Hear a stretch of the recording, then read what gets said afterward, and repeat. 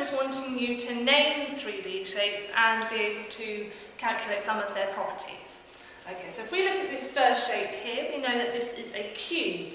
Now for the vertices, that's the corners, the sharp points basically. So we know that if we were to touch it, we could visualise that we had the cube in our hand and we needed to touch them, how many would you count? So 1, 2, 3, 4 along the top, and then now let's do the bottom of it. 5, 6, 7, 8. Okay, so I know that this is a cube,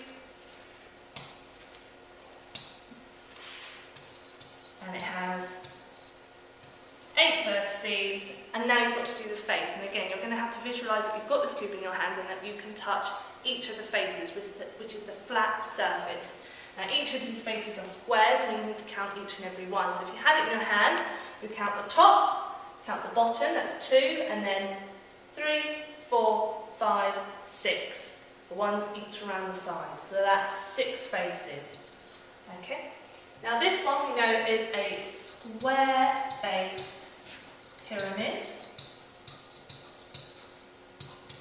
Okay, so imagine that you've got this pyramid in your hand, and you're going to do the top point for the vertices. You're going to go 1, and then 2, 3, 4, 5 along the bottom. So that's 5 vertices, and now the faces. I would start with the bottom, 1, then do the ones around the edge. So 1, 2, 3, 4, 5.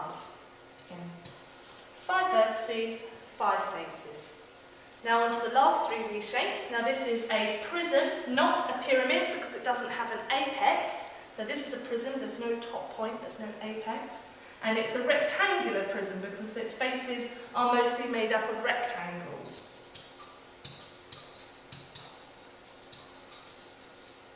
Rectangular prism. Okay, so let's count the vertices. 1, 2, 3, 4 on that side. 5, 6, 7, 8 on that side. And now the faces. I always do the top and the bottom first, then I do the ones around the edge. So 1, 2, 3, 4, 5, 6. Yeah, 6. 1, 2, 3, 4, 5, 6. Yeah. 4 around the edge, 1 on the bottom, 1 on the top. So that's the name, vertices, and faces of 3D shapes.